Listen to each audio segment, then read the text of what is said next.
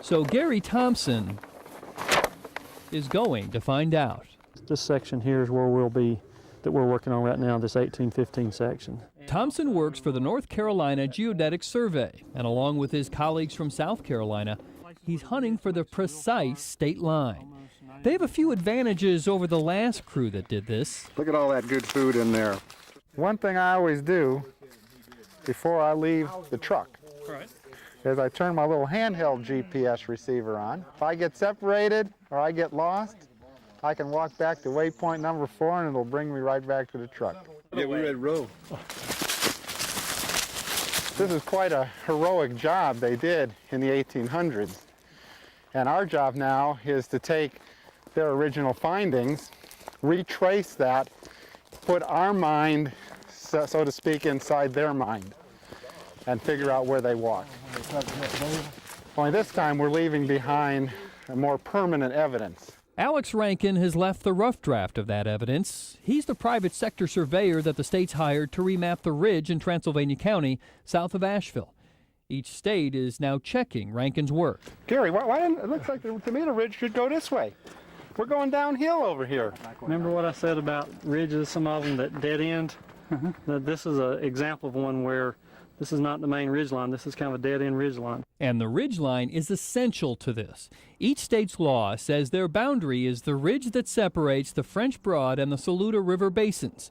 And sometimes they find that visually. When I point to my right, I look at the ground, sloping off downhill. And now I turn to my left, and I'm looking downhill. So to me, this is the high point of the ridge, and by definition, that should be the state line. But most often, they use the marks that Rankin made earlier this year.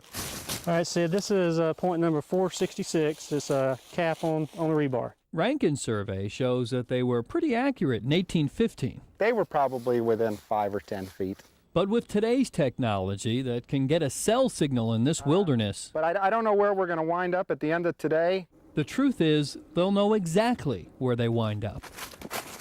The accuracy of these coordinates is probably 1 to 2 centimeters. We know where the station is, plus or minus the spacing between my fingers. And that has meant some changes to the original survey. It appears that they made a mistake going out this dead-end ridge. North Carolina and South Carolina both agree that this is where the ridge line is today, then that's just where the state line will go. That type of change wouldn't mean much a few years ago, but today, They're building $1 million, $2 million homes up here. It's important to know what state you're building your house in because it'll govern what schools you send your children to, How much tax you what taxes you're going to pay, and what college tuitions might be. We haven't got there yet. There is a Mr. Dent whose house is exactly on the border.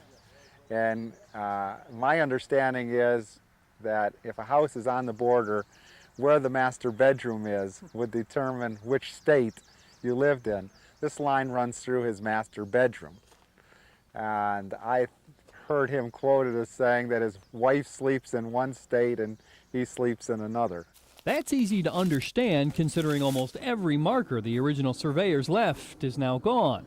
Almost every one. See the etching on, here's the North Carolina etching on this side, and on the other side is the South Carolina etching. This is like the Holy Grail right here. I would more describe like a kid finding the Christmas present. We were really excited.